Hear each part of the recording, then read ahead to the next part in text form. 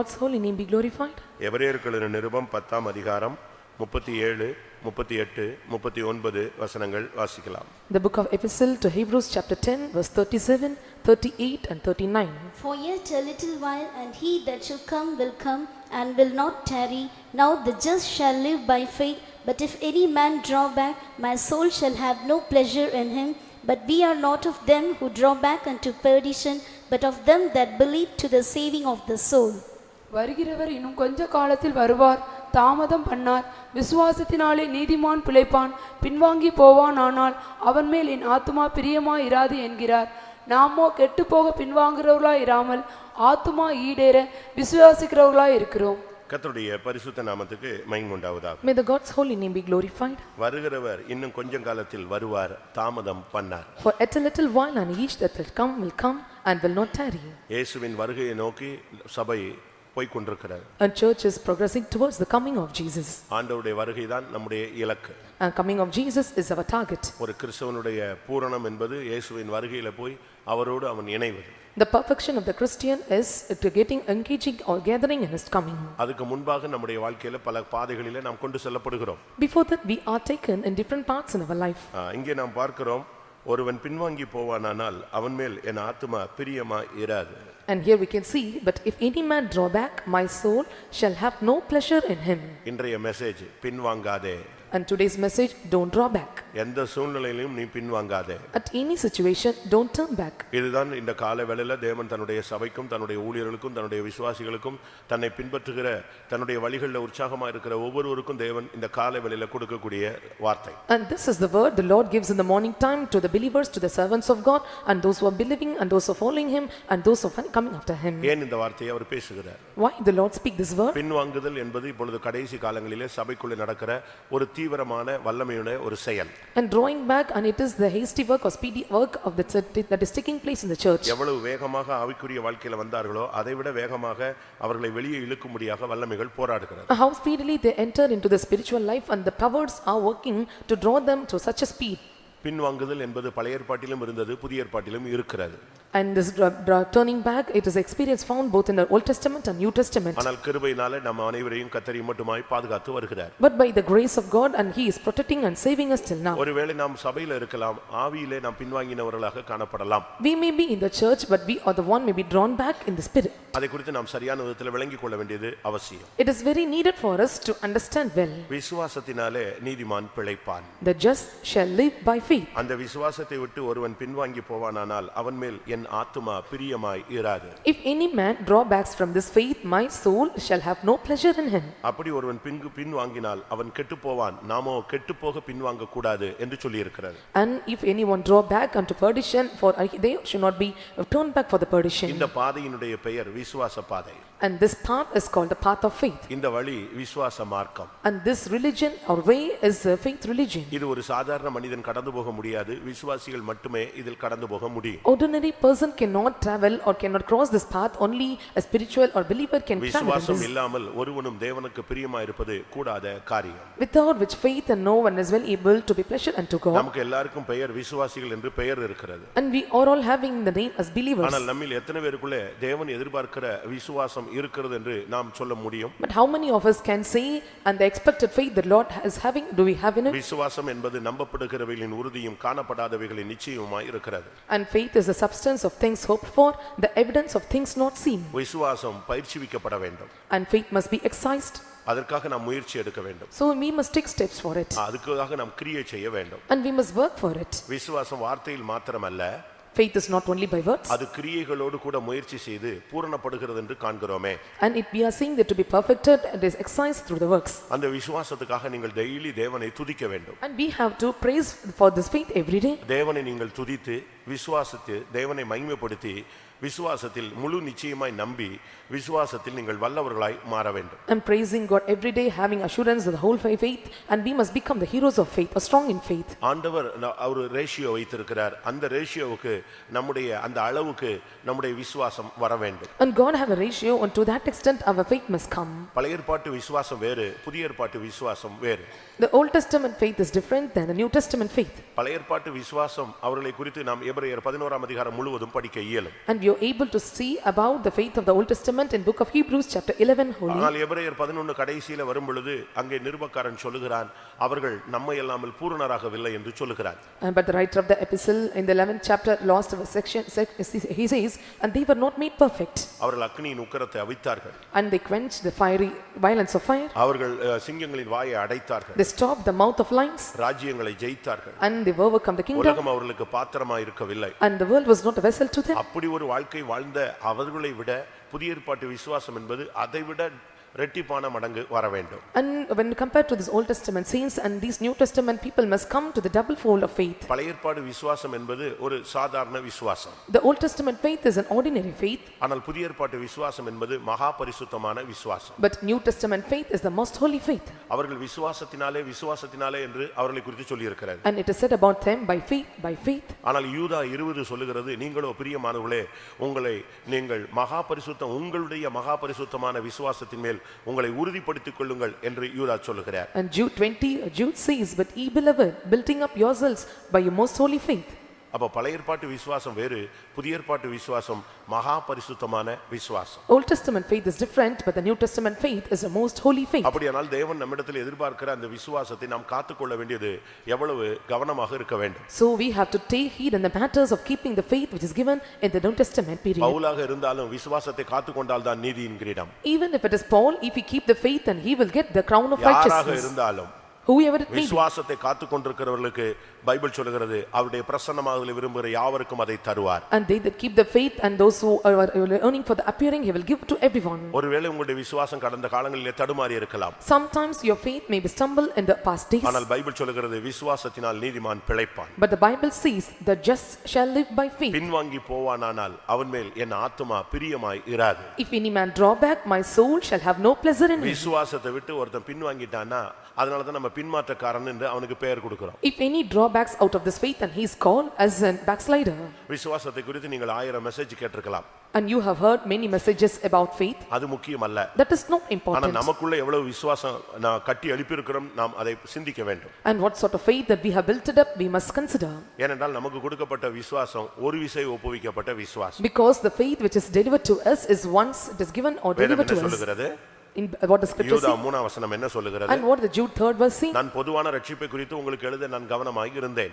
And I was so careful about writing a ஆனால் comment. இப்பொழுது பரிசுத்தவான்களுக்கு ஒரு விசை ஒப்புவிக்கப்பட்ட விசுவாசத்துக்காக நீங்கள் தைரியமாய் போராட வேண்டும் என்று எழுதி உணர்த்துவது எனக்கு அவசியமாய் கண்டது என்று அவர் பேசுகிறார். And it says, I gave all diligence to write unto you, to exhort you that ye should earnestly contest for the way faith which was once delivered for the saints of God. உன்னுடைய விசுவாசத்தை கண்டு கர்த்தர் ஆச்சரியப்படணும். And looking unto your faith, God must amaze it. இயேசு இந்த உலகத்தில் இருக்கும் பொழுது ஒரு சிலருடைய விசுவாசத்தை பற்றி ஆச்சரியப்பட்டார். When Jesus lived on this earth and looking into some of the faith, he was amazed. இஸ்ரவேலிலும் நான் இப்படிப்பட்ட விசுவாசத்தை காணவில்லை என்று சொன்னார். I have seen that not belief among Israel. ஆனா அதே இயேசு ஒரு சிலரை பார்த்து உங்கள் விசுவாசம் எங்கே என்று கேள்வி கேட்டார். But the same Jesus looking at others asked, where is your faith? அப்போ பாராட்ட வேண்டிய இடத்துல அவர் பாராட்டுகிறார், கடிந்து கொள்ள வேண்டிய இடத்துல கடிந்து கொள்கிறார். Where he want to appreciate, he appreciated, and where he want to reprove them, he reproved. இயேசு உயிர்த்தெழுந்து விட்டார். And Jesus was resurrected. இப்பொழுது சீஷர்களோடு இடைப்படுகிறார். And he was dealing with his mark disciples. 16 கடைசியில பார்க்கும் பொழுது அவருடைய அவிசுவாசத்தை குறித்து அவர்களை கடிந்து கொண்டார் என்று வேதம் சுட்டிக்காட்டுகிறது. And the Bible clearly depicts that, and looking into their unbelief, he reproved them.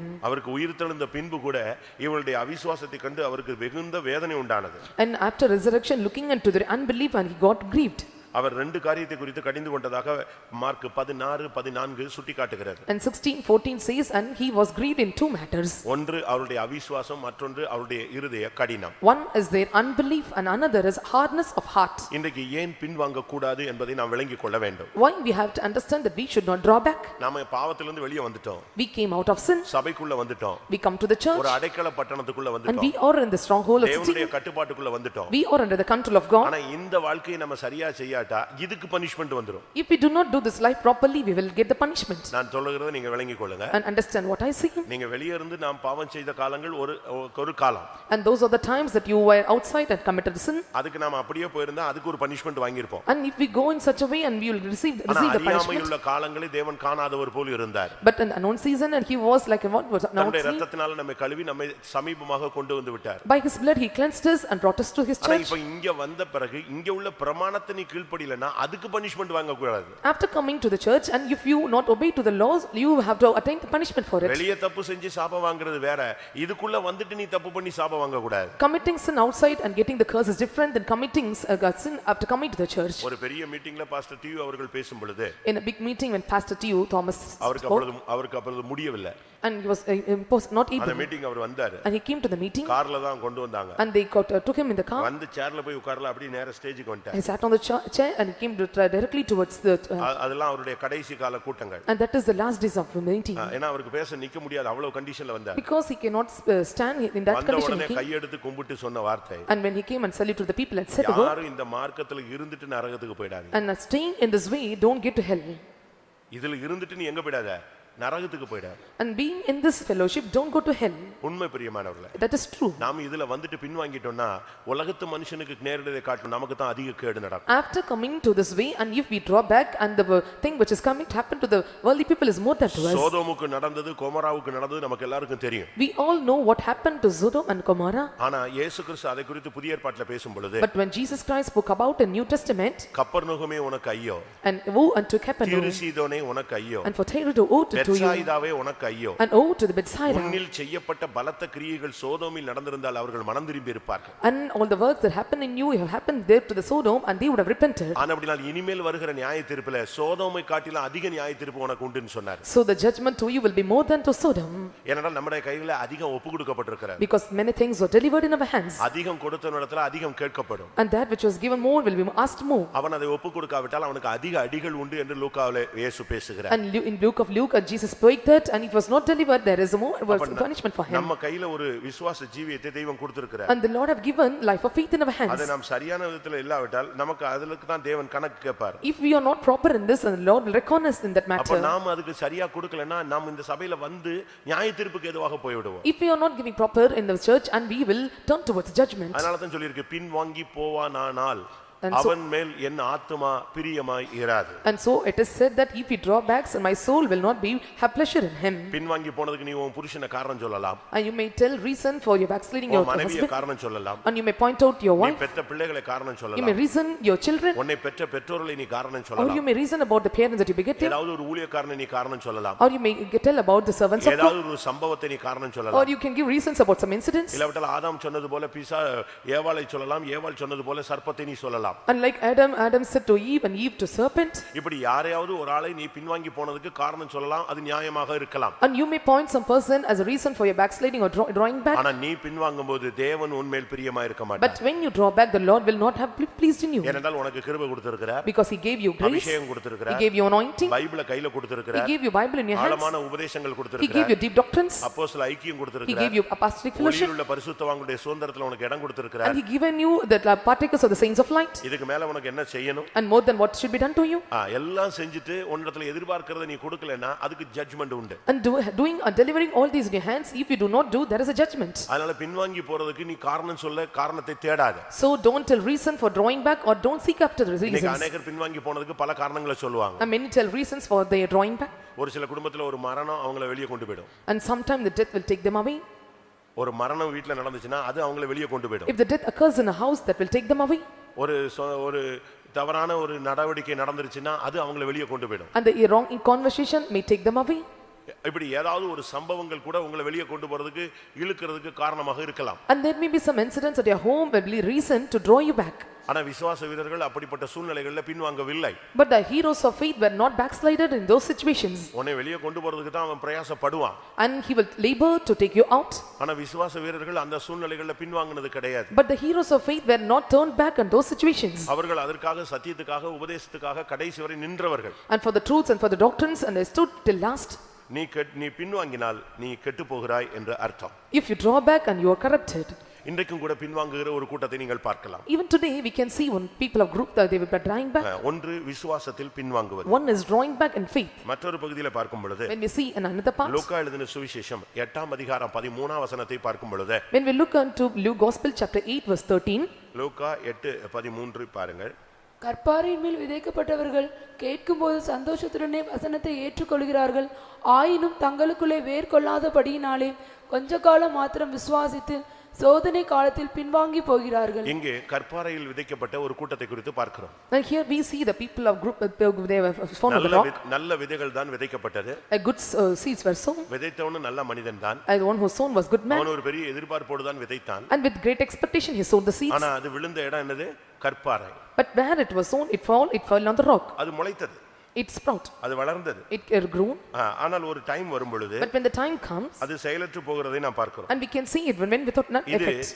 இது விதையை குறித்து அல்ல, ஒரு தனி மனித வாழ்வை குறித்து இயேசு பேசுகிறார். It is not about the seed but the Lord Jesus speak about the personal man's life. கற்பாறையின் மேல் விதைக்கப்பட்டவர்கள் கேட்கும்போது சந்தோஷத்துடனே ஏற்றுக்கொள்கிறார். And they on the rock or they which when they hear receive with joy. பிரசங்க கேட்கும்போது இன்ட்ரஸ்டா இருக்குங்க. When you hear the sermon you will be joyful. அதோட ரெண்டு கதையை சொல்லிட்டா இன்னும் ஜோக் அடிச்சு நல்லா இன்ட்ரஸ்டா கேட்பீங்க. When I add 2 more stories and you will hear with joy. இந்த வசனம் ஞாபகம் இருக்கோ இல்லையோ இந்த இன்சிடென்ட் நான் சொன்ன கதை உங்களுக்கு அப்படியே பை ஹார்ட் ஆயிடும். Whether you remember the word of God or not but the incident or stories which I say will be அது முக்கியம் அல்ல பிரியமானவர்களே. that is not important believer. ஆனால் சூழ்நிலை மாறும். The situation may change. அந்த நேரத்துல உனக்குள்ள வேர் இருக்கான்னு பார்க்கணும். At that time you must check whether root is there. அவர்கள் வசனத்தை கேட்கும் பொழுது சந்தோஷத்துடனே ஏற்றுக்கொள்கிறார்கள். When they hear the word of God and they receive with joy. பாறை கீழ இருந்ததனால அவர்களால் வேர் கொள்ள முடியவில்லை. And rock fell down so they were not rooted up. கொஞ்ச காலம் விசுவாசத்துல நிக்கிறது போல காண்பிக்கிறார்கள். And they says they were standing for a while. எல்லா கூட்டங்களுக்கு வருவாங்க. They comes for all the எல்லாரும் போஜனம் எடுப்பாங்க. and they take part in white and white போடுவாங்க. and they wear white and white. மீச தாடி எல்லாம் எடுத்துருவாங்க. and they will take away the mustache and அவசரமா நகையை கழட்டிடுவாங்க. and they will hastily remove the jewels. நான் மருந்து எடுக்க மாட்டேன்னு தீர்மானம் எடுப்பாங்க. They take determination I will not take medicine. படபடன்னு பிரதிஷ்டை எல்லாம் ரொம்ப ஸ்பீடா இருக்கும். இப்பமே சீயோன் எருசலேமுக்கு போய் கதவை தட்டிடுவாங்க போல தெரியும். Very speedily they will take consecration of Zion and Jerusalem and they will be knocking the door immediately. ஆனா சோதனை வரும் பொழுது but when the temptation comes திடீர்னு பார்த்தா இவனை இருக்கவே மாட்டான். and will turning back he will not. சோதனை காலத்தில் இவர்கள் பின்வாங்கி போனார்கள். and at the time of temptation they were drawn back. விசுவாசத்தை விட்டு நீ பின்வாங்கி போகிற ஒரு சூழ்நிலை ஒன்று சோதனை. and the turning away from the faith is one point is temptation. அதனால சோதனை வராதுன்னு பைபிள்ல சொல்லவே இல்ல. so it is not said in Bible temptation will not come. சோதனையினுடைய இன்னொரு வார்த்தை பரீட்சை. and another meaning for temptation or test. Our சோதிக்கப்பட்டார். he was tested. Our பரீட்சிக்கப்பட்டார். and he was tried. அப்படிப்பட்ட சூழ்நிலை எல்லாருக்கும் உண்டு. and such a situation is for everyone. இப்போ நீங்க கஷ்டப்பட்டு பிள்ளைகளை படிக்க வைக்கிறீங்க. and with hardly difficulty you are making your children to be educated. ஆனா அந்த பிள்ளைகளுக்கு பரீட்சை இருக்கிறது. but they have exams. அது ஒரு நாள் அல்ல. not one day. முந்தைய காலங்கள்ல நீங்க பாத்தீங்கன்னா ஸ்கூல்ல 3 எக்ஸாம் தாங்க நடக்கும். in the early days only 3 exams are conducted. quarterly, half-yearly, annual. quarterly, half-yearly and annual exam. கொஞ்சம் படிப்பு இதெல்லாம் கொஞ்சம் முன்னேறி வரும் பொழுது அதுக்கு பிறகு மிட்டம் வச்ச ஆரம்பிச்சாங்க. and when they progress in the education and the midterm test started. இன்னும் எஜுகேஷன் போட்டில வந்த உடனே அதுக்கு பிறகு மந்த்லி ரிவிஷன்லாம் வைக்க ஆரம்பிச்சாங்க. when education comes in competition they conducted monthly and revision test. but nowadays it's not like that. காலையில portion சாயங்காலம் பரீட்சை இல்லனா இன்னைக்கு பாடம் நாளைக்கு பரீட்சை. and morning portion and evening test or today's lesson or tomorrow test. அப்படினா என்ன அர்த்தம்? what does it mean? பிரசங்கம் கேட்டு வெளிய போன உடனே பரீட்சைன்னு அர்த்தம். after hearing the sermon when you go out you have test. இது இப்ப விசுவாச வாழ்க்கையில வந்துருச்சு. and this same thing comes in the faith life also. ஒருத்தர் ஜெபிச்சாரு. one prayed. ஒரு நாள் ஒரு பிரசங்கம். and one day it was a sermon. பொறுமையை குறித்து பிரசங்கம். and about the patience. பிரசங்கம் முடியும்போது எல்லாரும் ஒப்பு கொடுத்தாங்க. at the end of the sermon everyone submitted themselves. அப்ப எல்லா விசுவாசிகளும் ஆண்டவரே எனக்கு பொறுமை தாருன்னு பயங்கரமா ஜெபிச்சாங்க. all the believers started to pray give me patience. முடிஞ்சு வீட்டுக்கு போறதுக்குள்ள வழியிலே ஒரு பெரிய பிரச்சனை வந்துருச்சு. after before going reaching the house and there comes a problem. ஒரு பெரிய உபத்திரவம் வந்து விட்டது. a great tribulation came to them. அப்ப பிரச்சனை ஆயினோனே துக்கப்பட்ட அந்த விசுவாசி. and the believer read about the problem. ஆண்டவர்ட்ட கேட்டான். and he asked him to நான் God. கேட்டது என்னது?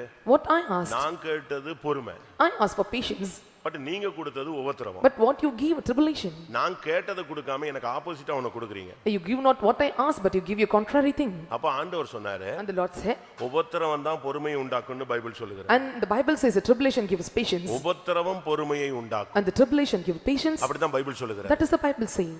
நீ உனக்கு ஆசீர்வாதம் வேணும்ங்கறனா அது பணமா வரும், பொருளா வரும், ஏதாவது ஒரு திங்ஸா வரும் சேரும். if you need blessing and it comes from money or through any materials.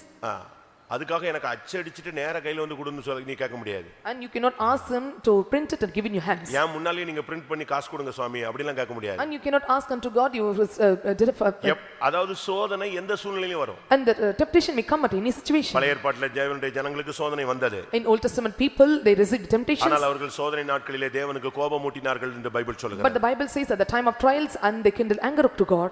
உன்னுடைய ஒரு வார்த்தை தேவனை கோபம் மூட்டிரலாம். your words may make him angry. சோதனை வரும் பொழுது பின்வாங்குகிற ஒரு கூட்டம் இருக்கிறது. And there is a group of people when the temptation comes they may fall away. சோதனை வரும் பொழுது விசுவாசத்தை விட்டு வழுகுகிற ஒரு கூட்டம் இருக்கிறது. And one group of people are when the temptation comes they go away from faith. சோதனை பாவத்துல தான் வரும்னு நினைக்க கூடாது. இன்னைக்கு எழுதி வச்சுக்க, சோதனை ஆசீர்வாதத்திலும் வரும். And don't think that since temptation comes only through sin, it also comes through blessings. எழுதி வச்சுக்க.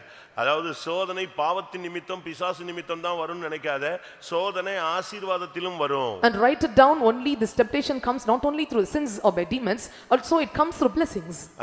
பழைய முந்திய காலங்கள்ல சொல்லுவாங்க தேவன் கொடுக்காம சோதிக்கிறார்னு. ஆனா இப்ப சிபிஎம் உடைய வார்த்தை தேவன் கொடுத்து சோதிக்கிறார். In the earlier days in the CPM they used to say and the Lord give not and test them, but in these days the Lord give them and test them. ஊழியத்துக்கு வந்தா சாப்பாடு கிடையாது. In those days when they come to the ministry no food and no proper garments. எத்தனையோ நாள் பசி பட்டினியில கிடந்தாங்க. And many days starved and have faced hunger. இப்ப அந்த ஸ்கீமே கிடையாது. But nowadays there is no scheme like that. இப்ப எல்லாமே already இப்ப 3 மாசத்துக்கு சாப்பாட்டுக்கு எல்லா வசதிகளும் ஆல்ரெடி எல்லாமே ஸ்டோர் ஃபுல்லா இருக்கு. பண்டகசாலை நிரம்பி இருக்கு. Now the storehouse is fulfilled before 3 months and whatever is needed is fulfilled there. அன்னைக்கு அதுல உண்மையா இருக்கணும், இன்னைக்கு இதுல உண்மையா இருக்கணும். In those times they should be faithful in that, but in these times they should be faithful. ஆசீர்வாதத்தையும் வசதியையும் வாய்ப்புகளையும் நல்ல வேலையும் நல்ல போஸ்டிங் கொடுத்து அப்படியே உன்னை கொண்டு வரும் பொழுது நீ அதுல கூட அதுலயே கவனத்தை வச்சு நீ பின்னால போய்டுவே. அதுதான் உனக்கு சோதனை. When the Lord gives you blessings and facilities and good position and post and you must be proper faithful in it, and then the temptation comes and you must win over it. மனுஷனுக்கு உண்டாகும் புகழ்ச்சியே அவனுக்கு சோதனை. பைபிள்ல வசனம் தெளிவா சொல்லி இருக்கு. And there is a word in the Bible says that the fame that comes to man is a temptation to him.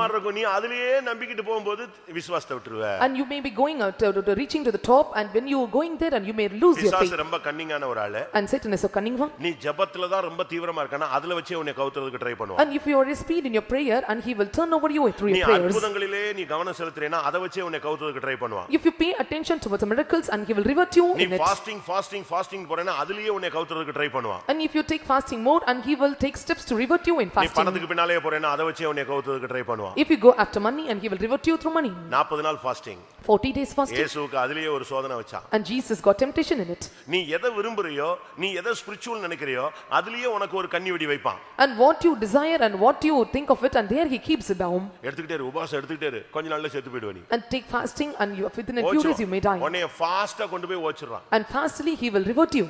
இதான் உண்மை பிரியமானவன். And that is the fact. உபவாசம் எடுமா இவன் வாடு உபவாசம் எடுப்பா, ஒரு 6 மாசம் கழிச்சு உட்கார முடியாது, எழும்ப முடியாது, நடக்க முடியாது, அப்படி வந்துருவான். திருப்பி இவனுக்கு குடல் புண்ணாயிடும், ஒண்ணுமே இல்லாம ஃபைனல் போயிடுவான். அவன் பாப்பா ரைட் ஓகே இன்னொரு 40 வருஷம் இருப்பான்னு நினைச்சோம், குயிக்கா காலி பண்ணிட்டு முடிச்சிருவான். And taking fasting for 6 months. நீ பரலோகம் போவ, எய்ம் பண்ண இடத்துக்கு போக மாட்ட. You will go to heaven but you will not go to the place that you aimed.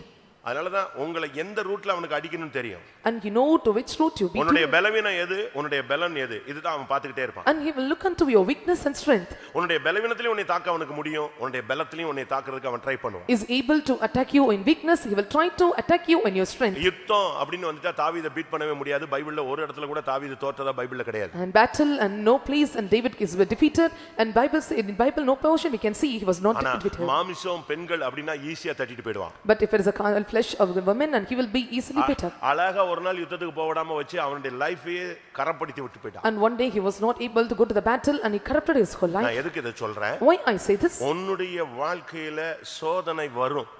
And temptations comes in your life. சோதனையை சகிக்கிற மனுஷன் பாக்கியவான். And blessed is the one who endure the temptation. அந்த சோதனையில அவன் உண்மையா இருந்தா அவன் என்ன செய்வான்? ஜீவகிரீடத்தை பெறுவான். If he is faithful in the temptation he will receive the crown of. ஒரு சிலர் எழும்பி தெய்வீக சுகத்துல நான் மருந்து எடுத்ததில்லங்கிறது ஒரு சாட்சி அல்ல.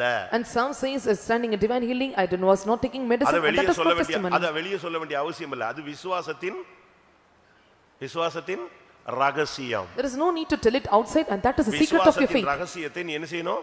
சுத்த மனசாட்சியில காக்கணும். அதை எடுத்து மைக்க பிடிச்சிக்கிட்டு நான் 15 வருஷமாக மருந்து எடுக்கவில்லை, அடுத்த நாள் ஆஸ்பத்திரி போயிட்டேன்னா என்ன பண்ணுவேன்னு நீ சொல்லு. With pure conscience you have to keep the secret of your faith. You don't want to take a mic and confess it. பிசாசுக்கு நீயே இடம் கொடுக்கற. And you are giving room for the devil. சொல்ல வேண்டிய அவசியம் இல்ல. ஒரு விசுவாசி மருந்து எடுக்க மாட்டான், அதான் அவனுடைய கான்செப்ட், அவ்வளவுதான். There is no need to tell it out. A believer will not take medicine, that is his concept. அது அவனுடைய concept. And that is his own concept. ஒரு சிலர் ஃபோன் பண்ணி கேக்குறாங்க நாங்க எங்க எந்த ஆஸ்பத்திரிக்கு போகணும்னு. நான் என்ன இது ரெஃபர் பண்றதுக்கு நான் ஒரு டாக்டரா என்ன நினைக்கிறீங்கன்னு எனக்கு புரியல. And some calls and ask me to go to which hospital am I a doctor to refer you. அதாவது ஜனங்கள் வந்து சபையினுடைய அந்த ஆழமான வேற அவங்க இன்னும் கண்டுபிடிக்கல. And the church did not identify the truth or the root of the church. சோதனை எந்த ரீதியிலும் வரும். And temptation may come in any form. ஏன் உன் தாய் மூலமா வரலாம், or it comes through a mother, உன் தகப்பன் மூலமா வரலாம், it may come through your உன் சபை ஊழியன் மூலமா வரலாம், or through the servant of God in எந்த church. ரீதியில வந்தாலும் நீ எதிர்கொள்ள ரெடியா இருக்கணும். It may come in any form, but you will be able to resist it. ஆவிக்குரிய வாழ்க்கையில பின்வாங்குகிறது என்பது நமக்கு இருக்கவே கூடாது. And in a spiritual life, and there should not be concept of drawing back. காரணம் என்ன?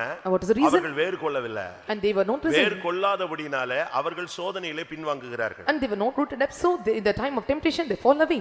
எபிரேயர் 4ஆம் அதிகாரம் 1ஆம் வசனத்தை பார்க்கும் பொழுது, When we look at the book of Hebrews chapter 4 verse 1, எபிரேயர் 4:1, ஆனபடியினாலே அவருடைய இளைப்பாறுதலில் பிரவேசிப்பதற்கு ஏதுவான வாக்குத்தத்தம் நமக்கு உண்டாயிருக்க உங்களில் ஒருவனும் அதை அடையாமல் பின்வாங்கி போனவனாக காணப்படாதபடிக்கு பயந்திருக்க கடவோம். அவருடைய இளைப்பாறுதலில் பிரவேசிக்க ஏதுவான வாக்குத்தத்தம் நமக்கு உண்டாயிருக்கிறது. a promise being left of us entering into his rest. இளைப்பாறுதலில் பிரவேசிக்க கூடிய ஒரு வாய்ப்பு, அதாவது ஒரு ஹால் டிக்கெட்டோ இல்லாவிட்டா ஒரு உள்ள போறதுக்கு ஒரு பாஸோ உனக்கு கிடைச்சிருக்கு. There is a chance, a hall ticket, a pass to enter into rest. பரலோகத்தின் இளைப்பாறுதலுக்குள்ள போறதுக்கு உனக்கு என்ன இருக்கு?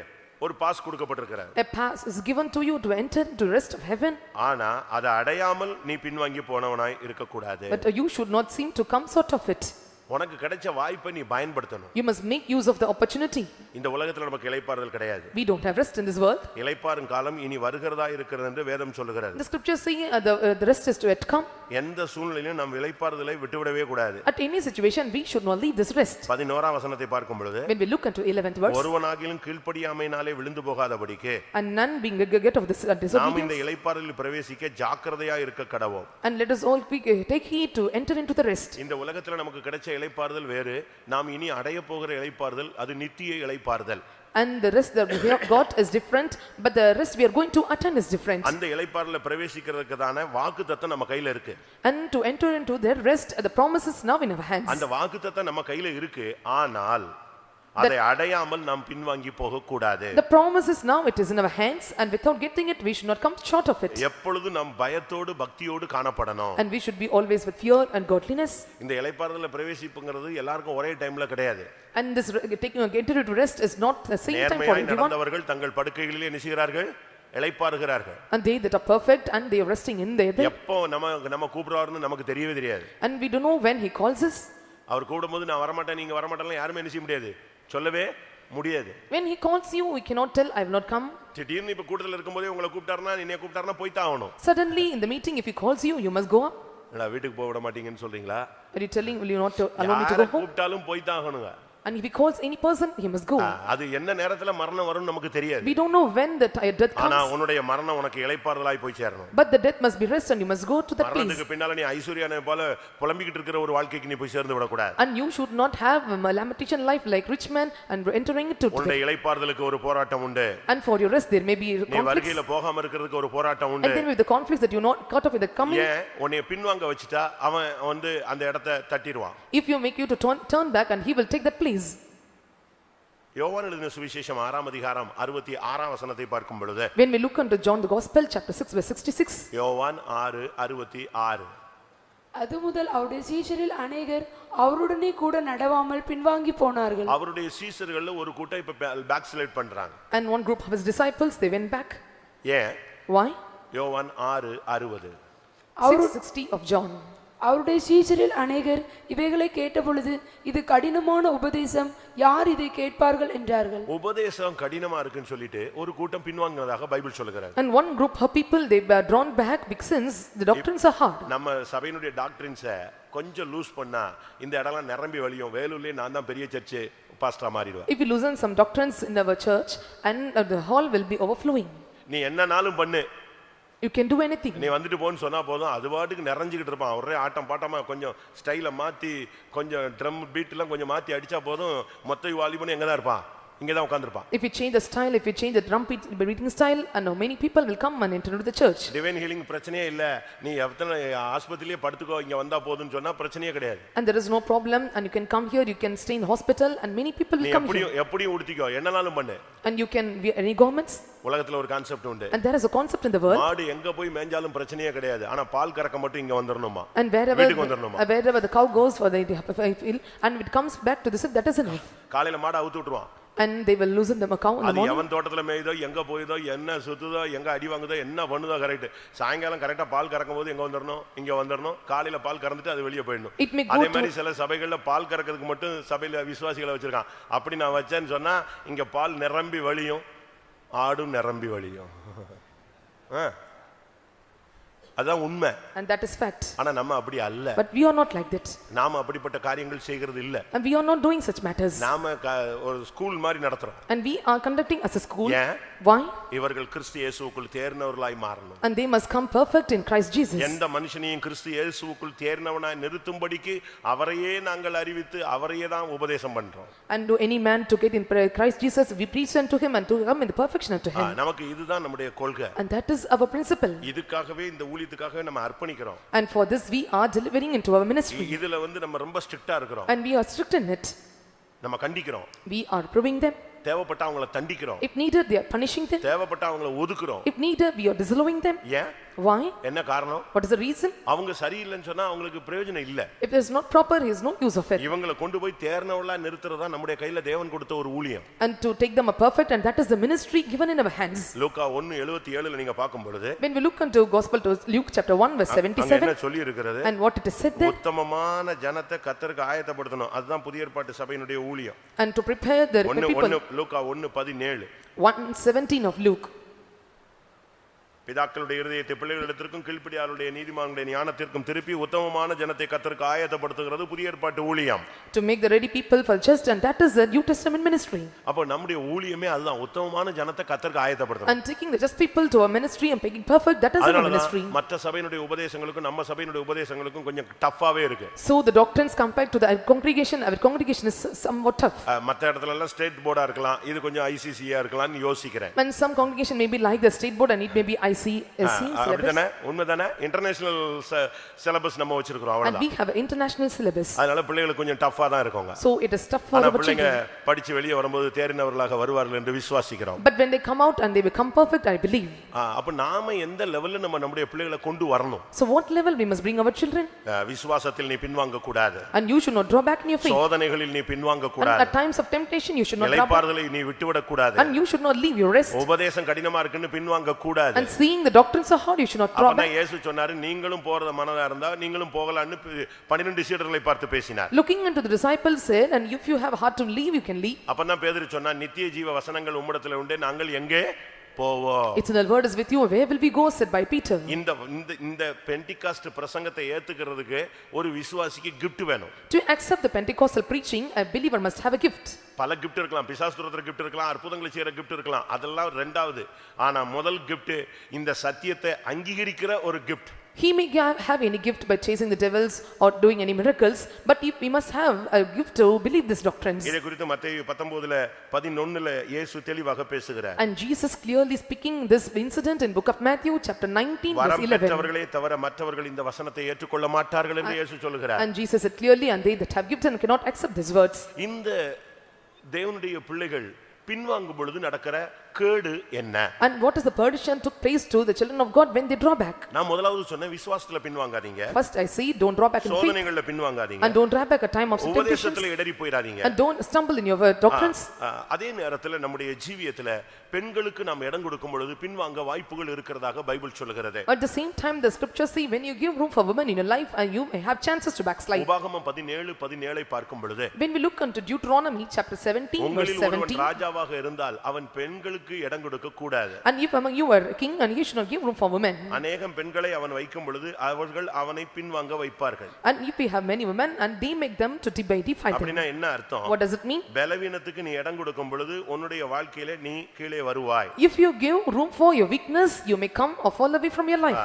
அவன் இருதயம் பின்வாங்கி போகாதபடி அவன் அநேகம் ஸ்திரீகளை படைக்க வேண்டாம்.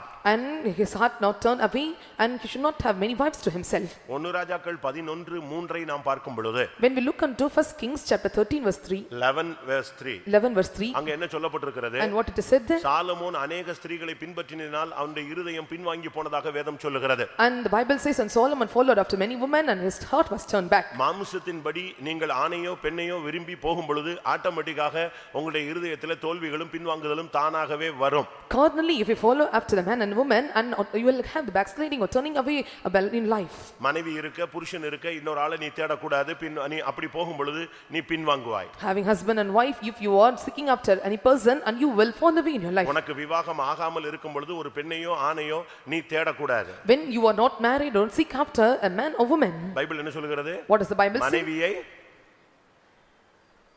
ஊர்ல உள்ள வசனம்லாம் தெரியும், இந்த வசனம்லாம் தெரியாது. மனைவியை தேடாதே. And don't seek after wives.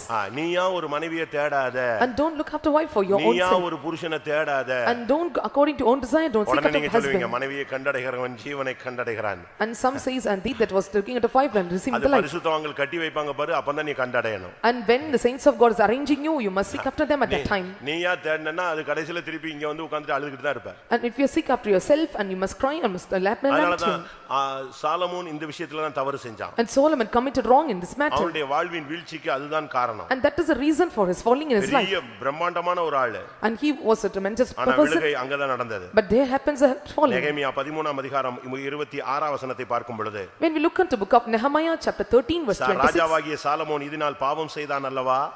and Solomon committed sin because of அவனை this. போல ராஜா உண்டாயிருந்ததில்லை. And is the no king like அவன் Solomon. தேவனால் சிநேகிக்கப்பட்டவனாய் இருந்தான். And he was beloved of his God. ஆனால் இந்த ஸ்திரீகள் அவனை பாவம் செய்ய பண்ணினார்கள். And but these women made him to commit sin. பலவீனத்துக்கு நீ இடம் கொடுக்க அந்நிய மாம்சத்தை நீ பின்தொடர உன்னுடைய வாழ்க்கையில பின்வாங்குதல் வந்து கொண்டே இருக்கும். When you give room for the weaknesses, and when you give room for the strength of fleshly natures, and the drawing back or backsliding will follow after you. பேக்ஸ்லைடு வந்து ஒரு பெரிய ஒரு வீழ்ச்சியை கொண்டு வந்துரும். And backsliding will give you a great falling. என்னாகமம் 32:15 பார்க்கும் பொழுது, When we look into Numbers 32 verse 15, அங்க என்ன சொல்லி இருக்கிறது? and what it is said there, நீ பின்வாங்க நீ ஒரு இடத்தை ஒரு குறிக்கப்பட்ட இடத்தை போய் நீ அடைய மாட்டாய். and when you backslide and turn back, and you will never go to the place, desired place. நீ அலைந்து கொண்டே இருப்பாய், உன்னை கர்த்தர் அழிய பண்ணுவார். And you may seek after, but the Lord will make you to destroy. நீங்கள் அவரை விட்டு பின்வாங்கினால் இன்னும் வனாந்தரத்திலேயே இருப்பீர்கள், கானானுக்குள் போக மாட்டீர்கள். If you turn away from after him, and you will again leave them in the wilderness.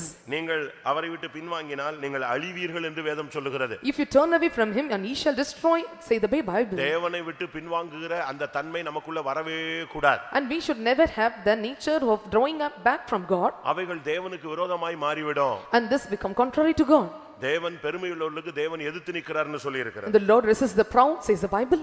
2ஆம் நாளாகமம் 23ஆம் அதிகாரத்திலே நாம் பார்க்கும் பொழுது, When we look into 2 Chronicles chapter 23, அங்க என்ன சொல்லப்பட்டிருக்கிறது? what it is said there, 17ஆம் வசனம் என்ன சொல்லுகிறது? and what does the 17th verse say? அப்பொழுது ஜனங்கள் எல்லாரும், இல்ல சாரி 27ஆம் வசனம், 23:27. இல்ல 25 27 பாருங்க, 25 27. 2 Chronicles chapter 25 verse 27.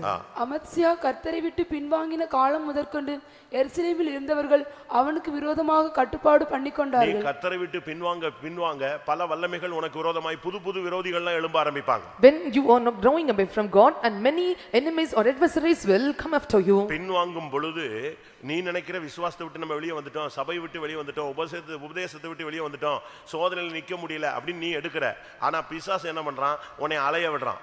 When you turn away, you think that you came out of the fellowship, you came out of the doctrines, you came out of these temptations, but the devil is making you to roam around here and there. ஒரு தேவனுடைய பிள்ளை பின்வாங்க அவனுக்கு விரோதமான பல சக்திகள் எழும்ப ஆரம்பிக்கிறார். A child of God, when he turns away or drawbacks, and many powers will resist him. நீ கர்த்தருக்காக நிக்கும் பொழுது உன்னை பார்த்து எல்லா பிசாசும் பயப்படும். When you stand for God, all the demons will fear of looking unto you. நீ பின்வாங்க ஆரம்பிச்ச உடனே எல்லாம் விரோதமா எழும்பி நிக்கும். When you start to turn back, and every will resist you. உன்னை பார்த்து பயந்த சக்திகள் எல்லாம் உன்னை பார்த்து பரியாசம் பண்ணும். Then all the powers that feared you will mock at you.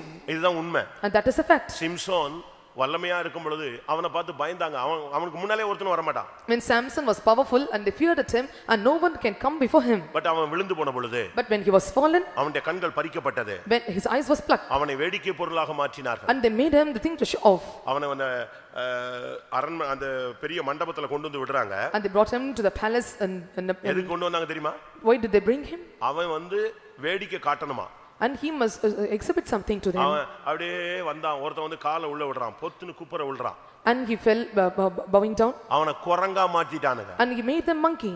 நல்லா நீங்க புரிஞ்சுக்கணும். And you must understand நீங்கள் பின்வாங்கும் பொழுது உங்களுக்குள்ள ஒரு பின்வாங்குதல் நடக்குது. ஆனா இன்னொரு விதத்துல சத்துரு உனக்கு விரோதமாய் கொடியேற்ற ஆரம்பிப்பான். When you backslide and turning away is happening in you, and enemy will hoist his flag. நீங்க பின்வாங்கிட்டீங்கன்னு எப்படி தெரியும்? How you can know that you are backslide? பின்வாங்குகிறவன் வந்து எப்பொழுதுமே ரொம்ப திருப்தியா இருப்பான். நல்லா இருக்கேன், எனக்கு இது போதும், அப்படி இப்படிமா. அதாவது அவனுக்கு வளர்ச்சியை பத்தி சிந்தை வராது, இருக்கிறது போதுமா. He that turneth away, he says, I am well, I am sufficient, and he never take heed in the matters of growing. நீதிமொழிகள் 14:14 சொல்லி இருக்கு, பின்வாங்கி போகிறவன் தன் வழிகளில் திருப்தி உள்ளவன். And 14:16 of Proverbs says, and he that is back turning away is satisfied in his ways. 14:14 of அங்க என்ன Proverbs. சொல்லி இருக்கிறது? And what it is said there? பின்வாங்கி போகிறவன் தன் வழிகளில் திருப்தி அடைகிறவன். And he that man that is satisfied for himself is turning from his ways. அது கரெக்ட்னு அவன் நினைச்சுக்கிறான். And whatever he commits, he thinks it is correct. ஏசாயா 1:4 என்ன சொல்லுகிறது? And book of Isaiah chapter 1:4, what it is saying? நீங்கள் ஏன் இன்னும் பின்வாங்கி போகிறீர்கள்? And why you gone away backward? 5ஆம் வசனம் சொல்லுகிறது, ஏன் நீங்கள் அடிக்கப்பட வேண்டும்? And 5th verse say, why should ye be stricken நீ away? பின்வாங்க தேவனிடத்திலிருந்து அடி விழுது, சத்துருவினிடத்திலிருந்து உனக்கு அடி விழுது. When you turn back or go backward, and you get beatings from God and especially Satan. இதுதான் நம்முடைய விசுவாசிகளுக்கு இப்ப சிக்கி கொண்ட ஒரு காரியம். And this is the point that our believers entangled. வீட்ல பார்த்தா பேரண்ட்ஸ் அடிக்கறான், ஸ்கூல்ல போனா teachers அடிக்கறான். And home, when they go to home, parents are beating. When they reach to school, teachers are beating. உனக்கு தேவனிடத்திலிருந்து அடி, பிசாசிடத்திலிருந்து அடி விழுது. And similarly, you will get beatings both from God and from Satan. என்ன நீ பின்வாங்க தேவன் உன்னை எப்படியாவது கொண்டு வர்றதுக்காக உன்னை அடிக்கிறார், சிட்சிக்கிறார், உன்னை தண்டிக்கிறார்.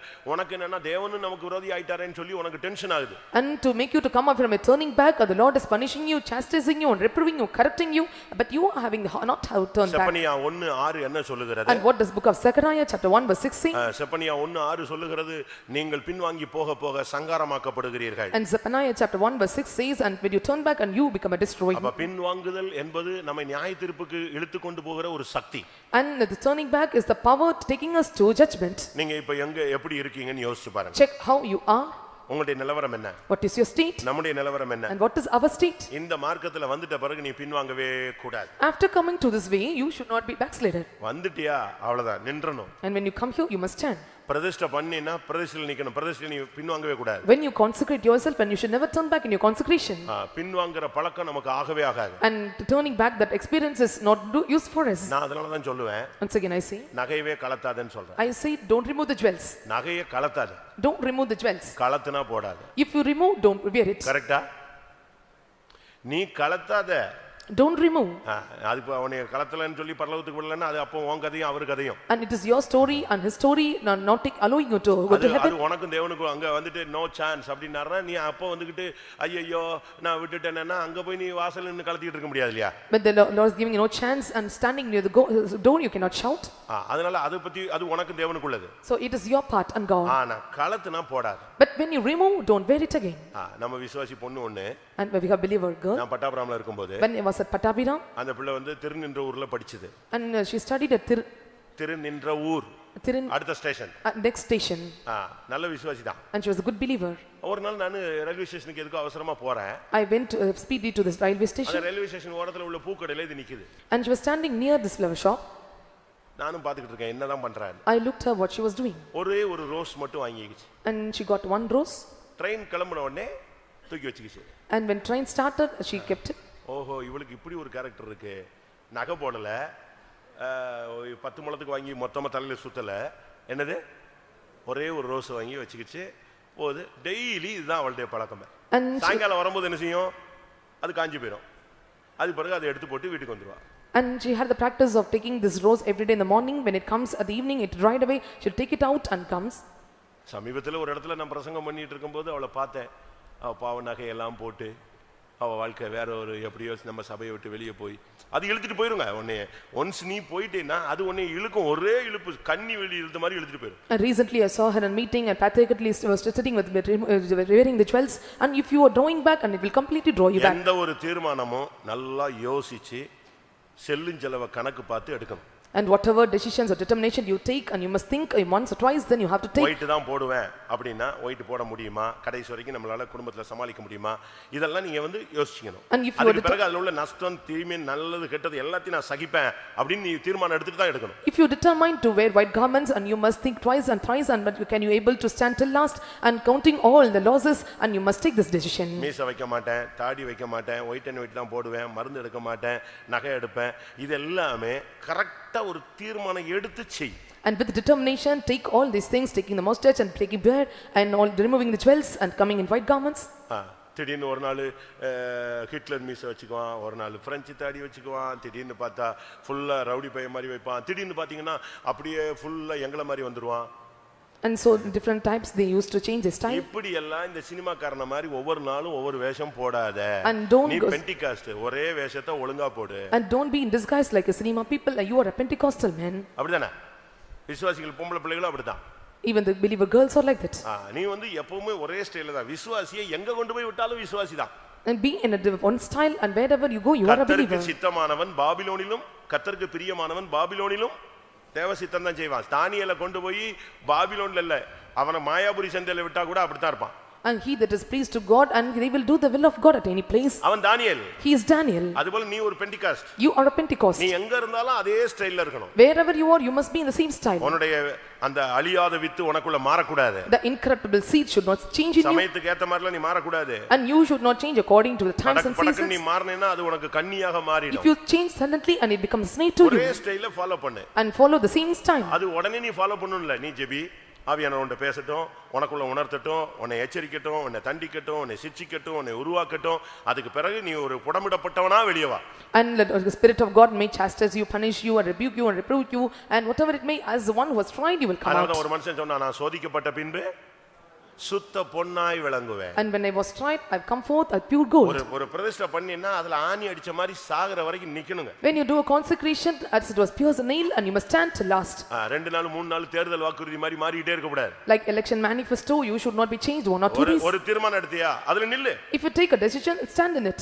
அதுல அந்த சத்தியத்துல நில்லு. You stand in the truth. அது போதும். That is enough. நீ கொஞ்சத்தில் உண்மையாரு, கர்த்தர் உன்னை அநேகத்துல அதிகாரியா மாத்துவார். And be faithful in a little, and he will make you ruler in many. எந்த சூழ்நிலையிலும் நீ வரக்கூடாது. At any situation you should not draw back. நீதிமொழி 30:30ல சொல்லி இருக்கிறது, ஒன்றுக்கும் பின்னடையாத சிங்கம். And Proverbs chapter 30 verse 30 says, and the lion that runs not for anything. நீ இந்த மார்க்கத்துல சிங்கம் போல நிக்கணும். And you should be like a lion in this way. ஓடி போற கூடாது. You should never go away. ஒன்றுக்கு நீ பின்னால வாங்க கூடாது. And you should never turn for anything. நீ எந்த போராட்டம் வந்தாலும் நீ சிங்கம் அப்படியே நிக்கணும். Any struggles comes and you are lion, you must stand. நீதிமான்கள் சிங்கத்தை போல தைரியமா நிப்பார்கள். And righteous may be bold as lion. அது அங்க நின்னு சாகுமே தவிர அது பின்வாங்காது. It stands and die, it never turns back. அடிபட்டு செத்தால் மரணத்துக்கு துணிந்து நிக்குமே தவிர அது பின்வாங்காது. Even if it was better and was going to death, and never go turning away from death. வினோதமாய் அடி எடுத்து வைக்கிற நான்குண்டு. And from the day that you are keeping your feet, அதுதான் சிங்கம். and that is lion. அது ஒன்றுக்கும் அது அடி step எடுத்து வைக்கிறதே பெண்டிகாஸ்ட் ஸ்டைல் தனியா இருக்கணும். And when it is taking the step, it the Pentecostal style should know. நீ ஒரு சாதாரண கிறிஸ்தவ மாதிரி ஓடி போற கூடாது. And like a normal person you should not go away. என்னை போன்றவன் ஓடி போவானோ?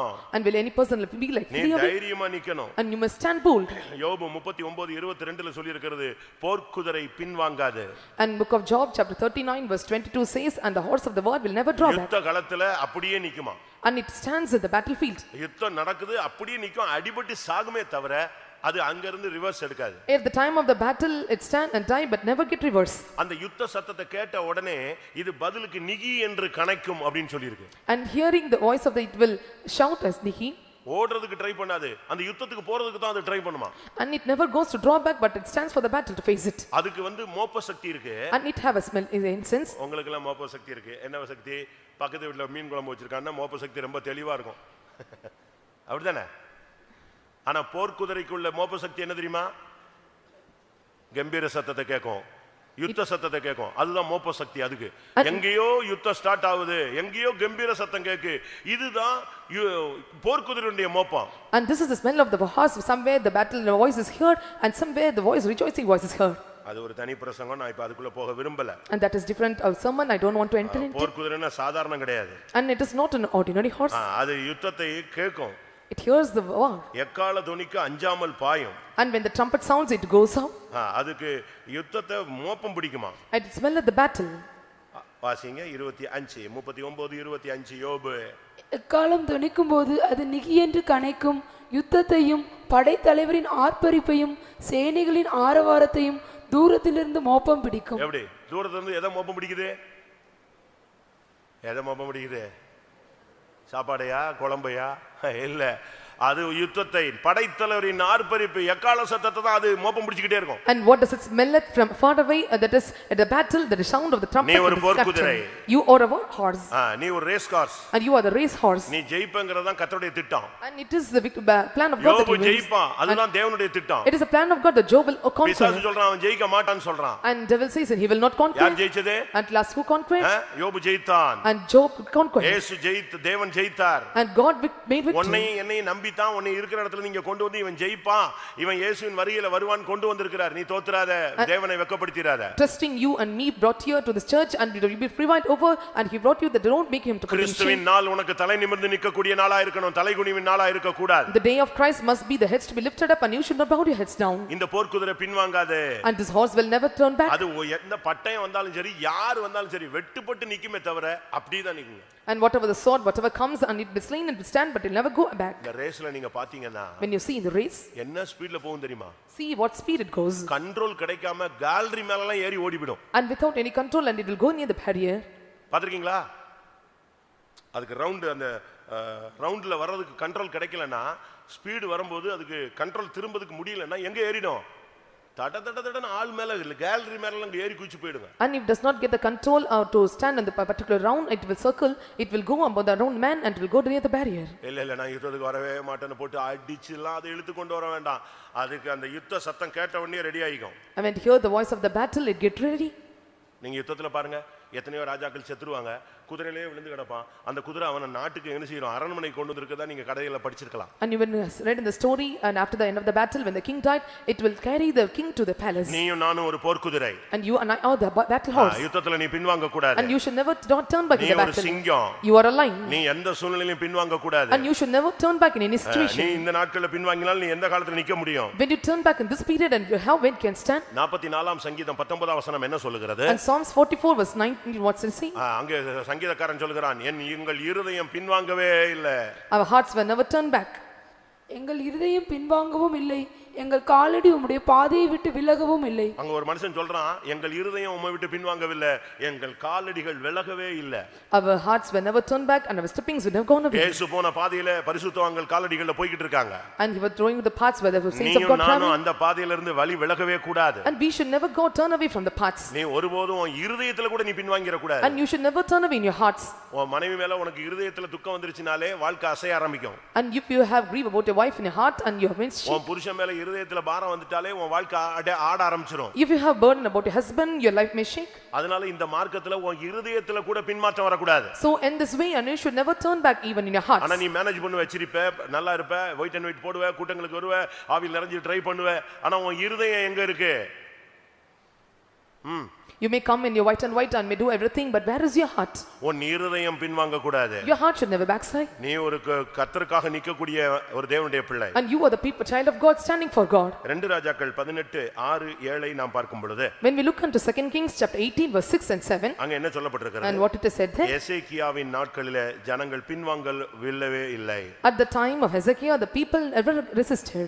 அவன் கர்த்தரை விட்டு பின்வாங்காமல் அவரை சார்ந்திருந்து கர்த்தர் மோசேக்கு கற்பித்த அவருடைய கற்பனைகளை கைக்கொண்டு நடந்தான்.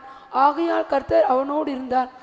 அவன் அங்க தெளிவாக சொல்லி இருக்கிறது. And it is said very clearly. அவனுடைய வாழ்க்கை எப்படி இருந்தது? How was his life? அவன் கர்த்தரை விட்டு பின்வாங்கவில்லை. And he never resisted from God. கர்த்தர் அவனோடு கூட இருந்தார். So the Lord was with him. அவன் கர்த்தருடைய வார்த்தைகளை கைக்கொண்டு நடந்தான். And he followed the commandments of God. அவன் போன இடம் எல்லாம் அனுகூலமாயிற்று. And whithersoever he went, it was prosperous. அவன் தன் ஜனத்தையும் அப்படி தான் கொண்டு போனான். And he made the people to go in that way. அவன போல ஒரு ராஜா இல்லன்னு பைபிள் சொல்லுகிறது. And the Bible says no king is like him. அவன் கர்த்தரை விட்டு ஒருபோதும் பின்வாங்கவில்லை. And he never rebelled from God. அதனாலதான் அவன் செத்து போயிடுவான்னு சொன்ன பிறகு கூட அவன் அழுத உடனே கர்த்தர் அவனை கூப்பிட்டு அவனுக்கு 15 வருஷம் கூட்டி கொடுத்தாரு. And when it was announced he will die, and when he cried, the Lord added 15 years more. அவனுடைய ஜெபத்துக்காக 185,000 பேரை கொன்றார். And for his prayer and they killed 1,85,000 people. அவனுடைய ஜெபத்துக்காக கர்த்தர் சூரியனை பின்னாக போக வைத்தார். And for his prayer the Lord made the sun to go back. எசேக்கியா சாதாரண மனுஷன் அல்ல. Hezekiah is not an ordinary அவன் person. எந்த சூழ்நிலையிலும் கர்த்தரை விட்டு பின்வாங்கவில்லை. At any situation he never drawn back from God. நீ பின்வாங்காத வரைக்கும் உனக்கு எல்லாம் அனுகூலமாகவே இருக்கும். Till you never turn back and everything will be prosper to you. 2 நாளாகமம் Second Chronicles 34:33 பார்க்கும் பொழுது 34th chapter verse 33. அங்கே ஒரு மனுஷனை குறித்து சொல்லி இருக்கிறது. And it is said about a man, அவன் யோசியா. and he is Joshua. 2 நாளாகமம் 34:33. யோசியா இஸ்ரவேல் புத்திரருடைய தேசங்கள் எங்கும் உண்டான அருவருப்புகளை எல்லாம் அகற்றி இஸ்ரவேலிலே காணப்பட்டவர்களை எல்லாம் தங்கள் தேவனாகிய கர்த்தரை சேவிக்கும்படி செய்தான். அவன் உயிரோடு இருந்த நாளெல்லாம் அவர்கள் தங்கள் பிதாக்களின் தேவனாகிய கர்த்தரை விட்டு பின்வாங்கினதில்லை. ஆண்டவரை விட்டு பின்வாங்குற அந்த சிந்தையே வரக்கூடாது. And you should never have the mind to depart from God. யோசியா என்ற தேவனுடைய மனுஷன் ஒரு ராஜாவை பற்றி பைபிள் சொல்லுகிறது. A king Josiah, a child of God, it said about him. தேசத்தில் உள்ள எல்லா அருவருப்பையும் வெளியே அப்புறப்படுத்தி விட்டார். He took away all the abominations of the country. நீ இந்த ராஜ்யத்தில் இருந்தா நீ கர்த்தரை மட்டும் தான் சேவிக்கணும். When you are in this kingdom you must serve God alone. ஆனபடியால் அவர்கள் கடைசி வரை தங்கள் தேவனை விட்டு அவர்கள் பின்வாங்கினது இல்லை. So all the days of their life and they departed not from the Lord. இன்றைக்கு கர்த்தர் நம்மோடு பேசுகிற வார்த்தை. And the word the Lord speak to us right now. என் ஜனமே, என் மகனே, என் மகளே, நீ பின்வாங்காதே. My people, my son, my daughter, don't turn back. பின்வாங்குகிற இருதயம் உனக்கு வேண்டாம். Don't have the heart to turn back. தேவனை விட்டு விலகி போகிறதான அவிசுவாசமான பொல்லாத இருதயம் உனக்கு வேண்டாம். And don't have the unbelief heart to turn away from God. விசுவாசத்தை விட்டு பின்வாங்காதே. And don't turn away from faith. உபதேசத்தை விட்டு பின்வாங்காதே. And turn not away from faith. இளைப்பாறுதலை விட்டு பின்வாங்காதே. And turn not away from your rest. சோதனைகளிலே பின்வாங்காதே. Don't draw back at times of temptations. பலவீனங்களுக்கு இடம் கொடுத்து நீ பின்வாங்காதே. Giving room for the weakness, don't turn நீ back. பின்வாங்கும் பொழுது நீ அலைந்து கொண்டே இருப்பாய். If you turn back you will roam around. நீ பின்வாங்கும் பொழுது பல வல்லமைகள் உனக்கு விரோதமாய் எழும்பும். If you draw back many powers rise against you. நீ பின்வாங்கும் பொழுது உனக்கு தேவனிடத்திலிருந்து அடி விழும். If you draw back and you will get beatings from God. ஓ நீ தேவனால் ஏற்படுத்தப்பட்டவன். You are ordained by God. நீ ஒன்றுக்கும் பின்வாங்க கூடாது. And you should never turn back for anything. நீ சிங்கம் போல நிற்க வேண்டும். You must be bold like lion. நீ போர்க்குதிரை போல நிற்க வேண்டும். And you must stay like a horse in battle. உன் இருதயத்திலே கூட பின்மாற்றம் வர கூடாது. And even there should not backsliding occurs in your heart. நீ ஒரு எசேக்கியா. You are Hezekiah. நீ ஒரு யோசியா. You are Josiah. நீயும் உன் ஜனங்களும் ஒருபோதும் பின்வாங்க கூடாது. And you and people should never turn away. நீ பின்வாங்காமல் இருந்தால் உனக்கு எல்லாம் அனுகூலமாய் இருக்கும். When you turn out away and everything will be favorable to you. யோசியான்னா என்ன அர்த்தம்? And what is the meaning of Josiah? கர்த்தரால் ஏற்படுத்தப்பட்டவன், நிறுவப்பட்டவன். And he was ordained by God. எசேக்கியான்னு சொன்னா என்ன அர்த்தம்? What is the meaning of Hezekiah? தேவனால் பலப்படுத்தப்பட்டவன் என்றார். And he was strengthened by God. தேவனால் நிறுவப்பட்டவன், established.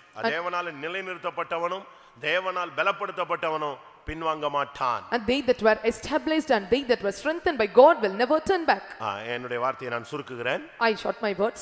நம்முடைய நேரம் முடிகிறது. Our time is getting over. எல்லாரும் கண்களை மூடுவோம். Let us all close our eyes. இன்றைக்கு கர்த்தர் உன்னோடு பேசுகிறது, என் மகனே, என் மகளே, நீ பின்வாங்காதே. Today the Lord speaking to us, my son, my daughter, never turn away. சோதனைகளிலே பின்வாங்கி விடாதே. And don't turn back at times of temptations. உபதேச கடினத்தின் நிமித்தம் நீ பின்வாங்கி விடாதே. And because of the faults of ministry, don't turn back. நான் உன்னை சிங்கமாய் அபிஷேகம் பண்ணுகிறேன். I anoint you as lion. நான் உன்னை போர்க்குதிரையாய் அபிஷேகம் பண்ணுகிறேன். I anoint you as the horse in the battle. நான் உன்னை எசேக்கியாவாய் மாற்றுகிறேன். I change you as a Hezekiah. உன்னை யோசியாவாய் மாற்றுகிறேன். I change you as Josiah. நான் உன்னை நிலைநிறுத்துவேன். I will establish you. நான் உன்னை பலப்படுத்துவேன். I will strengthen you. நீ எனக்காக நில். You stand for me. நான் உனக்காக நிற்பேன். I will stand for you. எல்லாரும் கண்களை மூடுவோம். Let us all close our eyes. ஆண்டவரே, நான் ஒருபோதும் உம்மை விட்டு பின்வாங்க மாட்டேன்னு சொல்றவங்க கண்களை மூடி முழங்கால் படியிடுங்க. And those who see, Lord, I will never turn away from you, close your eyes and bend your knees. இன்னைக்கு தேவனுடைய சன்னிதானத்துல நான் சொல்றேங்க, தாவே, இனிமேல் என் வாழ்க்கை எப்படி இருக்கும்னு தெரியாது, ஆனால் நீர் அதை அறிவீர். Today in the presence of God I confess I don't know how my life would be, but you know what is happening in my life. இன்னைக்கு இந்த 11 நிமிஷத்துல நான் சொல்றேன், நான் பின்வாங்க மாட்டேன். 11 o'clock, 11th minute I see I never turn back. ஆனால் என் காலங்கள் உம்முடைய கரங்களில் இருக்கிறது. My times are in your hands. இன்னைக்கு மட்டுமல்ல, not only today. என் ஓட்டம் முடிகிற வரைக்கும் நான் பின்வாங்க கூடாது. Till the end of my race I should never turn back. எந்த விசுவாசத்திலும் சரி, உபதேசத்திலும் சரி, in faith as well as doctrines, அபிஷேகத்திலும் சரி, இளைப்பாறுதலிலும் சரி, anointing as well as rest, சோதனையிலும் சரி, போராட்டத்திலும் சரி, a temptation as well as battles, உயர்விலும் சரி, தாழ்விலும் சரி, in the heights and also the depths, உயர்வோ தாழ்வோ, பசியோ பட்டினியோ, நிர்வாணமோ நாசமோசமோ, death or peril or pestilence or depths or heights, whatever it may be. ஒருபோதும் பின்வாங்காதபடி என்னை பலப்படுத்தும். And strengthen, I should never turn back from you. என்னை ஒரு சிங்கமாய் மாற்றும். Change me as lion. என்னை ஒரு போர்க்குதிரையாய் மாற்றும். Change me as a war horse. நான் இருதயத்தில கூட பின்வாங்க கூடாது. I should never draw back even in my heart. கர்த்தர் உன்னை அபிஷேகம் பண்ண போகிறார். The Lord is going to anoint you. கர்த்தர் உன்னை அபிஷேகம் பண்ண போகிறார். The Lord is going to anoint you. கர்த்தர் உன்னை நிலைநிறுத்த போகிறார். The Lord is going to make to establish you. கர்த்தர் உன்னை பலப்படுத்த போகிறார். The God is going to strengthen you. நீ ஒருபோதும் பின்வாங்க மாட்டாய். And you will never turn back.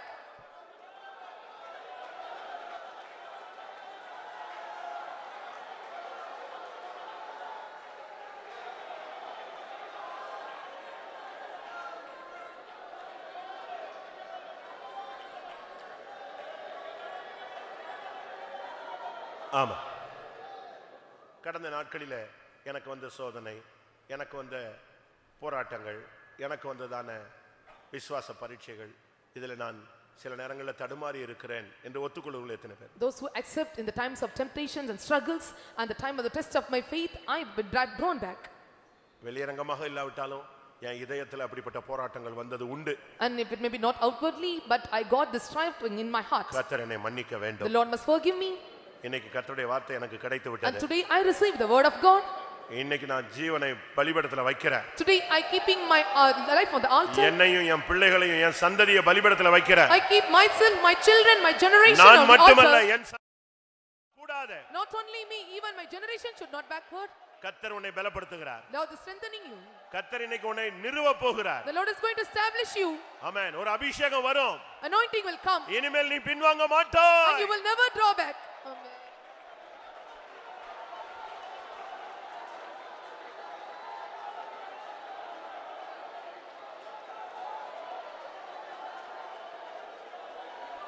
Amen. I have decided to follow Jesus. I have decided to follow Jesus. I have decided to follow Jesus. No turning back. No turning back. No turning back.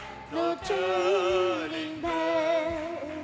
இயேசுவின் பின்னே போகத் துணிந்தேன். இயேசுவின் பின்னே போகத் துணிந்தேன். இயேசுவின் பின்னே போகத் துணிந்தேன். பின்னோக்கி நான், பின்னோக்கி நான், பின்னோக்கி நான், பின்னோக்கி நான். அல்லேலூயா. பாஸ்டர் ஜோயல் சொல்லுவாரு, Pastor Joel used to see, இங்கிலீஷை விட தமிழ் தான் ரொம்ப நல்லா இருக்குன்னு சொல்லுவாரு. and Tamil is better than English.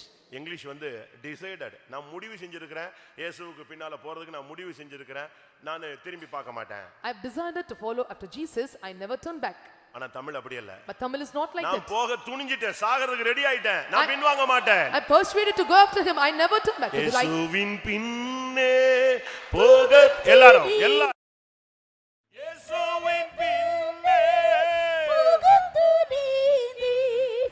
இயேசுவின் பின்னே போகத் துணிந்தேன். பின்னோக்கி நான், பின்னோக்கி நான், பின்னோக்கி நான், பின்னோக்கி நான்.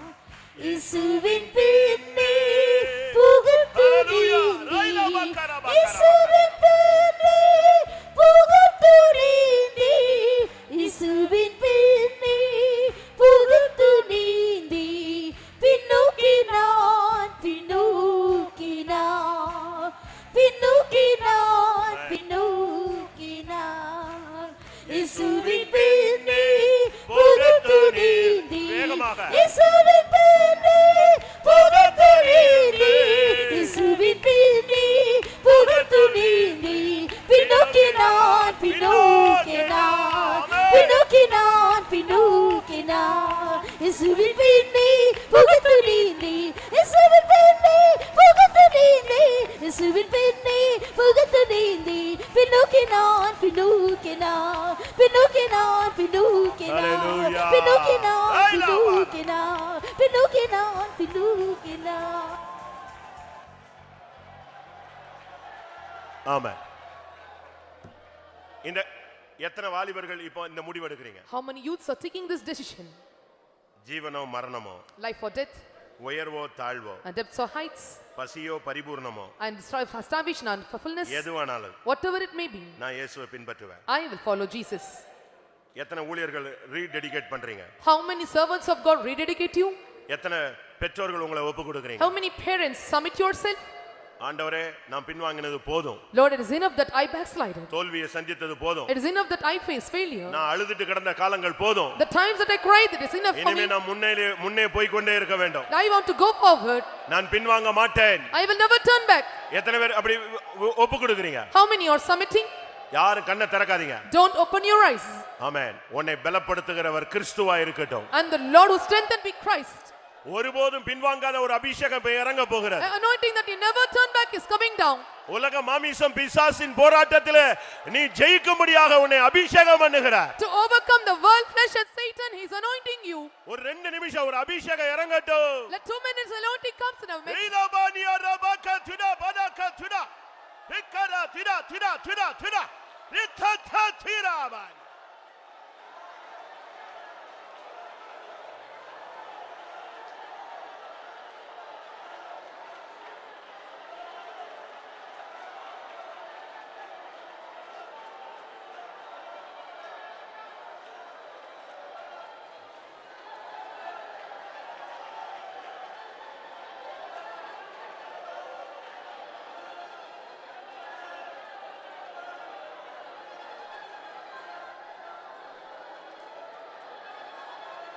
ஆமா. இந்த அபிஷேகம் எல்லாம் போதாது. This anointing not enough. அபிஷேகம் அது பின்வாங்காத அபிஷேகம்ங்கிறது அது சிங்கம் போல கர்ஜிக்க ஆரம்பிக்கும். The anointing that turneth not away roars like lion. அந்த போர் குதிரையை பாத்திருக்கீங்களா? Have you seen the war horse? அப்படியே 4 கால்ல நின்னுகிட்டே இருக்கும், அப்படியே அலமோதிக்கிட்டு இருக்கும். It stands on 4 feet and it waves around. பின்வாங்காத அபிஷேகம்னா ஆவியானவர் அசைவாட வேண்டாமா? The anointing which turneth not away, the spirit of God must move in ஒரு us. சிங்கத்தின் கர்ஜிக்கிற சிங்கம் பால சிங்கம் போல ஒரு அபிஷேகம் இறங்கட்டும். Let roaring lion, the end lion. இபாலா Baqarah Baqarah வானா. ஹைலி மியாரா பாலா கிடா.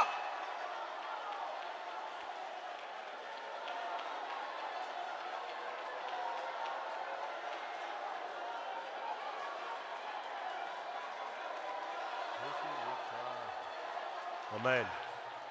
இயேசுவுக்காக ஜீவிப்பேன் நான், என்ன வந்தாலும் அஞ்சிடேன் நான். ஆவியின் சத்தம் கீழ்ப்படிவேன். இயேசுவுக்காக ஜீவிப்பேன் நான், இயேசுவுக்காக ஜீவிப்பேன் நான். என்ன வந்தாலும் அஞ்சிடேன் நான். ஆவியின் சத்தம் கீழ்ப்படிவேன். இயேசுவுக்காக ஜீவிப்பேன் நான், இயேசுவுக்காக ஜீவிப்பேன் நான். என்ன வந்தாலும் அஞ்சிடேன் நான். ஆவியின் சத்தம் கீழ்ப்படிவேன். இயேசுவுக்காக ஜீவிப்பேன் நான், இயேசுவுக்காக ஜீவிப்பேன் நான். என்ன வந்தாலும் அஞ்சிடேன் நான். ஆவியின் சத்தம் கீழ்ப்படிவேன். இயேசுவுக்காக ஜீவிப்பேன் நான்.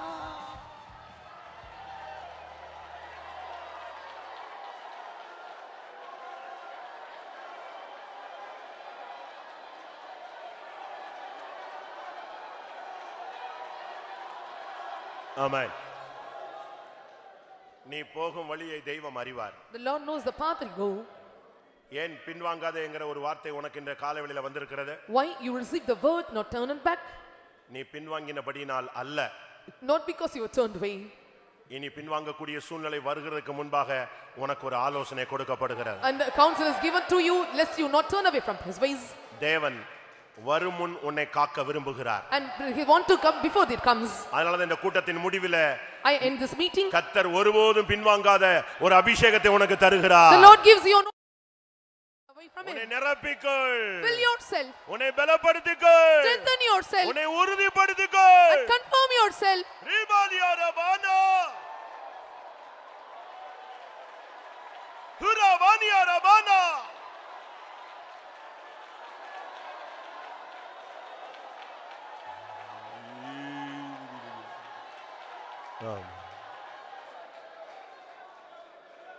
ஆம், கர்த்தருடைய வார்த்தைகளுக்காக ஸ்தோத்திரம் பண்ணுவோம். எந்த சூழ்நிலையிலும் பின்வாங்காத ஒரு அபிஷேகத்தை கர்த்தர் இந்த காலவெளியில ஒவ்வொருவருக்கும் நிறைவாய் கொடுத்தபடினால ஸ்தோத்திரம் பண்ணுவோம். ஒருபோதும் பின்வாங்காதவர்களை சேர்க்க இயேசு வருகிறார். அதற்காக ஸ்தோத்திரம் பண்ணுவோம். அந்நாளிலே அவரை சந்திக்க எல்லாருக்கும் உதவி செய்ய முடியாது. ஸ்தோத்திரம் பண்ணுவோம். பிதா குமாரன் பரிசுத்த ஆவியானவருக்காக ஸ்தோத்திரம் பண்ணுவோம். எல்லா மகிமையும் அவருக்கே செலுத்தி ஸ்தோத்திரம் பண்ணுவோம். பரிசுத்தமுள்ள நல்ல ஆண்டவரே, ஆசீர்வதிக்கப்பட்ட நம்முடைய சமத்துக்கு அன்னியோடு ஸ்தோத்திரிக்கிறோம். இந்த காலவெளியிலும் கூட ஆவியோடு உண்மையோடு நம்முடைய சமத்திலிருந்து ஆராதிக்க உங்களை மகிழ மிள கழிவுற கத்தாவே ஆண்டவரே பாடி மகிமைப்படுத்த ஆவியினால் அபிஷேகத்தினால் எங்களை நிறைத்தீர் ஆண்டவரே. ஆண்டவரே சத்திய வசனத்தை கொண்டு இந்த காலவெளியில் எங்களோடு பேசினீர் ஆண்டவரே. இந்த வார்த்தையின்படி நாங்கள் ஜீவிக்க இந்த விதத்திலையும் கத்தாவே நாங்கள் பின்வாங்கி போனவர்களாக ஆண்டவரே நம்முடைய ஆத்துமாவுக்கு பிரியமில்லாதவர்களாய் நாங்கள் காணப்படாதபடி ஆண்டவரே நம்முடைய ஆத்துமாவுக்கு நாங்கள் பிரியமுள்ளவர்களாய் காணப்பட ஆவியானவர் இந்த காலவெளியில் உம்முடைய கரத்தில் எங்களை தாழ்த்து ஒப்படைக்கிற ஆண்டவரே. நாங்கள் விசுவாசத்தை விட்டு பின்வாங்கி போய்விடாதோடு பாதுகாக்கவே, சோதனையில நாங்கள் கத்தா பின்வாங்கி போய்விடாதோடு பாதுகாக்க முடியாக வேண்டிக்கிறோம் கத்தாவே. நாங்கள் உபதேசத்திலுமே விட்டு பின்வாங்கி போய்விடாதோடு பாதுகாக்க முடியாக வேண்டிக்கிறோம் ஆண்டவரே. சாலமோன பெண்ணுக்கு போல அந்நிய பெண்கள் மேல் ஆசைத்தவன் பின்வாங்கி போனான் ஆண்டவரே. அதுபோல நாங்கள் காணப்படாதோடு எங்களை பாதுகாத்துக்கொள்ள ஆண்டவரே. நாங்கள் சிங்கத்தை போல கத்தா பின்னடையாதவர்களா எங்களை மாற்றும். அந்த போர்க்குதிரை போல எங்களை பின்னடையாதவர்களா எங்களை மாற்றும் ஆண்டவரே. எசேக்கியா அம்மை விட்டு பின்வாங்கவில்லை, ஓசியா அம்மை விட்டு பின்வாங்கவில்லை ஆண்டவரே. நாங்கள் விட்டு பின்வாங்கி போய்விடாதபடி எங்களை ஜீவித்தை காக்க முடியாத இந்த காலவேளையில எங்களுடைய ஆவி ஆத்மா சரீரம் முற்றுமாய் உம்முடைய அன்பிலே, உம்முடைய பரிசுத்தத்திலே, உம்முடைய ஜெயத்திலே எங்களை காக்க முடியாத எந்த விதத்திலையும் கத்தாவே என்ற வரிகளை நாங்கள் ஆண்டவரே கத்தாவே காணப்பட எங்களை ஒவ்வொருவரையும் தகுதிப்படுத்தும். நாங்கள் ஒருவர் என்றால் உடைய வரிகளை கைவிடப்பட்டு போய்விடாதபடி பின்வாங்கி போனவர்களாய் காணப்படாதபடி எங்களை ஜெயம் கொண்டவர்களா அந்த வரிக்காக ஆயத்தப்படுத்த ஆண்டவரே. ஜெயம் கொண்ட அன்பிலை சேர்க்க சீக்கிரம் வருகிறேன் ஆண்டவரே.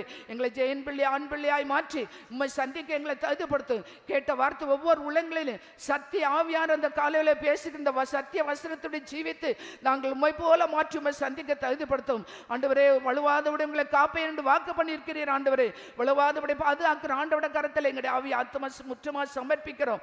பவனியை நீர் நடத்தி ஆசீர்வதி, கன்வர்ஷன் ஆசீர்வதி, தொடர்ந்து உடைய சமூகம் கூடந்து எல்லா துதி கனமையும் எடுத்துக்கொள்ளும். இயேசு நாமத்தில் வேண்டிக்கிறோம் பிதாவே. ஆமென். நம்முடைய கர்த்தராகிய இயேசு கிறிஸ்துவின் கிருபையும் பிதாவாகிய தேவனுடைய அன்பும் பரிசுத்த ஆவியின் ஐக்கியமும் நம்ம அனைவரும் சகல பரிசுத்தவான்களுடைய கர்த்தராகிய இயேசு மகிமையிலே வெளிப்பட மட்டும் இருப்பதாக. ஹல்லேலூயா, ஹல்லேலூயா, ஹல்லேலூயா. ஆமென். ஸ்தோத்திரம். கர்த்தர் உங்களை ஆசீர்வதிப்பாராக.